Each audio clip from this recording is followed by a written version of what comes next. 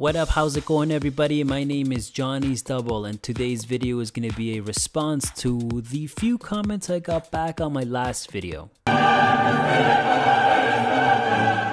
The video was titled 3 Honest Reasons Why You're Still Stuck at the Lower Ranks, meaning Gold and Plat. Now a lot of the responses I got were against a point that I made, in which I gave advice that you should play at least 4 or 6 characters to be able to move up out of that rank.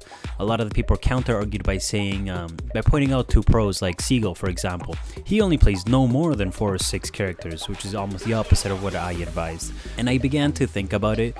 I also play no more than 4 or 6 characters. I only trust myself with no more than 4 or 6 characters on competitive.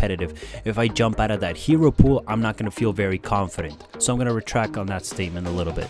But what I will say to that statement is that at the higher ranks like Grandmasters and Masters, everybody has a conversation at the beginning of a game about what's going to happen, and making those switches and playing the character within that small hero pool is a bigger option for you. Now what happens at the lower ranks is that 3 people pick DPS, you get an improper comp because you're missing a healer or a proper tank, and you might really be losing the game or having a huge disadvantage because a proper comp wasn't made. Why? Because everybody wants to play DPS. Now when I see an easily identifiable situation that can be fixed with a pick that's not a DPS, but no one's willing to make that switch because they don't want to, or because they can't play another character, or because they're quote unquote the best at DPS, and this is happening way too much, this is obviously an issue. At the lower ranks, you need to have an expanding hero pool, and sometimes, I hate to say this and some of you are going to hate to hear this, but you need to compensate for the rest of your team by you sometimes being the bigger man and switching out. And because of this reason, a lot of improper comps are made. We got teams with like 3 DPS on them, and you guys end up losing the game, or the other team ends up getting fucked by you guys because they played 3 DPS, but if they played a Diva or a Winston, maybe they could have fucked you guys over, but they didn't. Why? Because no one was willing to switch. And sometimes it's not so much the fact that someone can't play another character, it's just they simply don't want to play another character. And why the hell should you cater to someone else's needs? Why should you pick up someone else's slack? I'll tell you why. It's to get out of ELO hell. There's going to be moments when you're the best DPS in the team. You're the hands down best mechanical skilled player on that team. But there's going to be games when you're getting fucked and you can't do anything about it. Maybe because your team isn't switching. Maybe because one of them should switch. But sometimes you need to be the better man and make that switch for them. Account for your team. Fill in that missing gap in your team to win the game.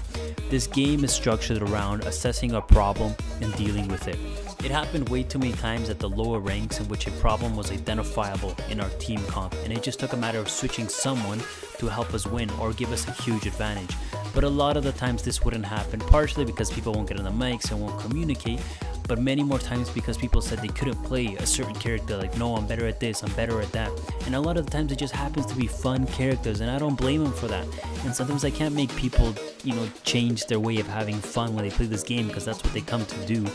But if you want to move up the ranks, sometimes you need to be the bigger man and be able to switch to the other characters so you can help out your team, enable your team, even if you are the best DPS on the team. Making that decision can be the deciding factor between your team winning and losing.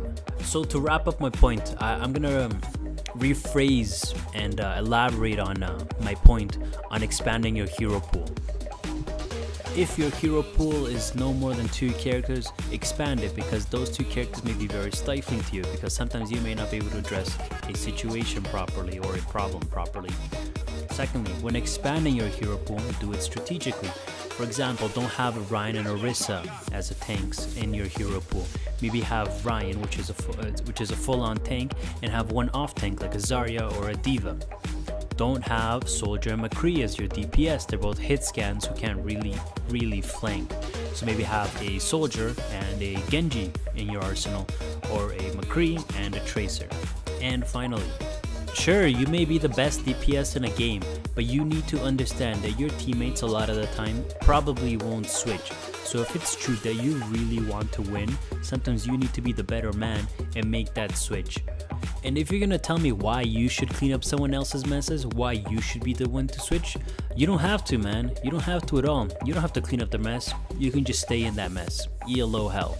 Thank you for listening to the end of the video. If you got something to say, I want to hear it, because I'm sure I didn't get around to every point. I can be sometimes pretty bad at explaining myself. So please give me some feedback. I want to hear what you have to say.